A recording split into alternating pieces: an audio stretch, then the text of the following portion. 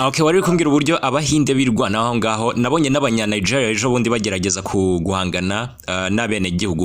Abanya Nigeria bo bafashwe gute kubera ko nabonye bangwa cyane n'abanya South Africa bari mu bantu bazirana cyane. No kubera iki?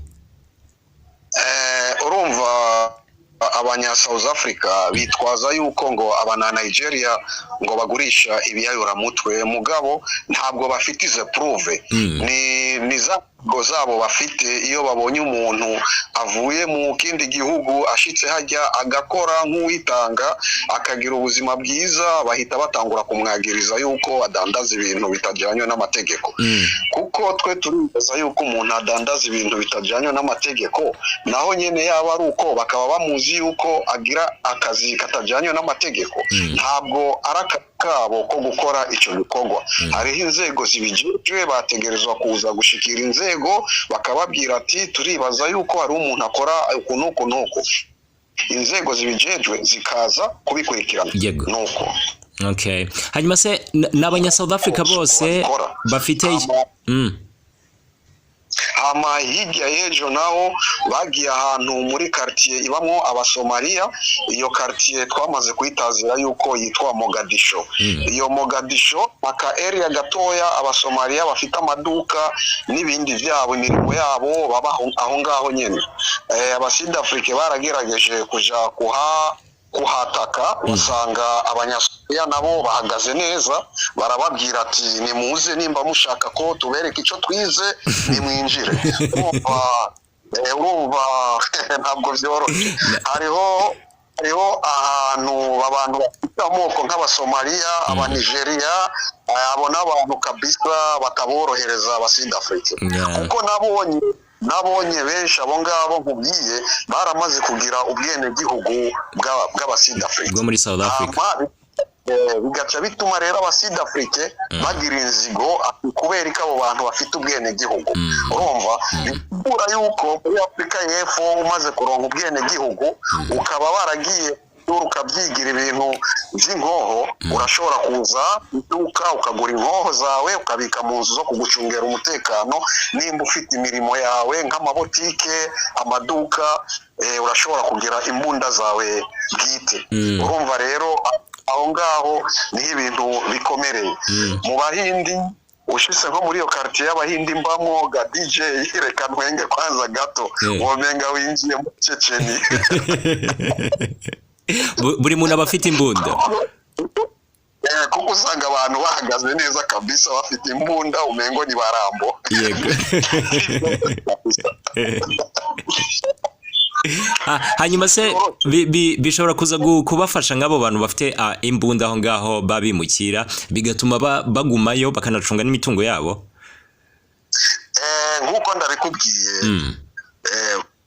very soon leta idahagarariye kino kibazo neza hajya ahantu hagiye kuba icyo bita intambara kuko nk'uko ndakubwiye nk'icyo kibazo nyene wambajije abimukira benshi bamaze kugira ubwene gihugu cyane abasomaliya n'abanigeria n'ubundi bwoko nk'abapakistani n'ubundi bakubwira yuko batoshobora guta amatungo yabo bafuma bagwa muri icyo gihugu uca wumva rero iyo umuntu avuze ko nofuma ngwa ngaha uca wumva ko yiteguye kabisa ikiza cyose azakwitega uzatwara ivyiwe canke umukorera igafe wamaze kumushira hasi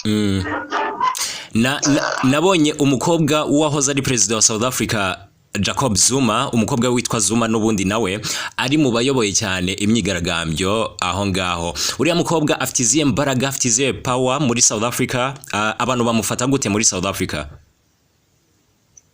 mu bisanzwe Mr DJ ujya mukobwa twakubwira neza ipawa afise ariko icyo twakubwiraga ino myigaragambyo irimo ibera muri Afrika y'Epfo tubiravye neza irimo ukuboko kw'abantu bakomeye hejuru kuko ntabwo dushobora kwemera igihugu yuko umuntu nk'ujya abantu bato badafise na palmarès n'imwe mu gihugu ukaza wumva bafite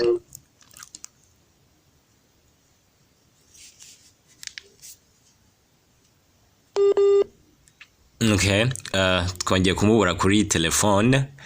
I Lusaka muri Zambia yatubwiye ko ikirere cyaho kitameze neza muri aka kanya kubera imvura iri kugwa. Nari mubaje ku mbaraga umukobwa Jacob Zuma uyoboye iyi myigaragambyo ya xenophobia ashobora kuba afite ku buryo ashobora guhagurusa imbaga y'abantu benshi bakajya mu mihanda bagashyira pressure kuri Perezida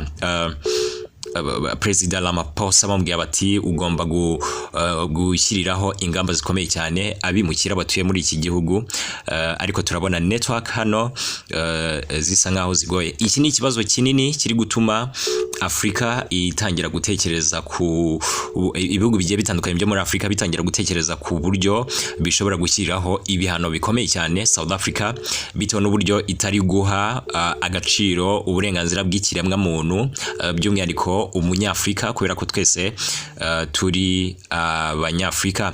Reka mbashimire nibiza kudukundira turi buze kongera kuvugana nawe aduhe amakuru ari buze kuba agezweho. Urumva yuko ari hafi ya South Africa, Zambia na Afrika y'Epfo ni abaturanyi abafite amakuru agezweho. Yarasanzwe atuye muri Durban. Yes, wari uri kumbwira kuri uno mukobwa wa Zuma. Subiramo. Wari uri kumbwira kuri power z'uyu mukobwa wa Zuma, uburyo adafite imbaraga nyinshi ariko akaba ahagurutse igihugu cyose kikajya mu myigaragambyo hanze. Nuko twamaze kumva amakuru adusumira, nayo dusumira ni ukuri kwamye. Harimo abantu bakuru bari mu nzego bafite mu kuboko kuri ibyo bintu birimo biraba. Mbere ya ejo hariho news yaciye mu televiziyo y'uwahoze atwara ministere ya transport, yarimo arega Zuma yuko yego kumugura agaca yigira mu bindi bihugu. Nkuko turimo turavugana, Mr. Zuma ubu yibereye muri India kuramusa bagenzi biwe bitwa ba Gupta. Ndizera yuko wumva iyo story ya ba Gupta, igihe bamanuka muri Afrika y'Epfo, indege yabo imanukira mu kibuga cy'igisirikare, byarazanye ingorane nyinshi cyane muri icyo gihugu. Ubu rero nkuko ndikubwira, akajagari kenshi Zuma niwe aba arimo aragatega agahita yigira, yamaze kubona ibintu bikuranye agahita yigira agasubira inyuma kandi byamaze kurangira. Urumva nka higiya y'ejo rero, ikintu abaturage benshi badatahura nuko na higiya y'ejo kuwa kangahe umukuru w'igihugu Ramaphosa yatumye ko aba bagabo bateguye imyerekano. Urazi harimo abagabo babiri n'umukobwa umwe uyowazo. Abo bagabo babiri rero yarabatumye ko baza muri ofisi, baraganira, baratwenga, barishima. Mugabo uyo mwana wa Zuma ntabwo bamutumye ko. Urumva rero byamaze kuzana iyindi sura mbi.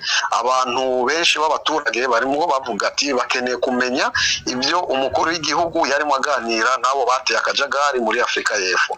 Hama umukobwa nawe yamaze gutangura gutana mu majambo n'abagenzi we babiri bateguranye imyerekano, avuga yuko bamunyuma baza kubonana n'umukuru w'igihugu batamubwiye. Urumva rero ko Mr. DJ batangiye gusubiranamo bo ubwabo. barimo barasubiranamo. Mugabo nkuno munsi ndimo ndakubwira, harimo agahengwe kuko ndibaza yuko bagerageje kuzana abapolisi bashasha batava muri iyo KwaZulu Natal, bava mu zindi province kuza kugira renforce, kuko bamaze kwikeka yuko abapolisi b'abazuru bari muri KwaZulu Natal batavyifatamo neza kubera ari ubwoko bwabo bw'abazuru. Nuko rero reka nkushimire cyane.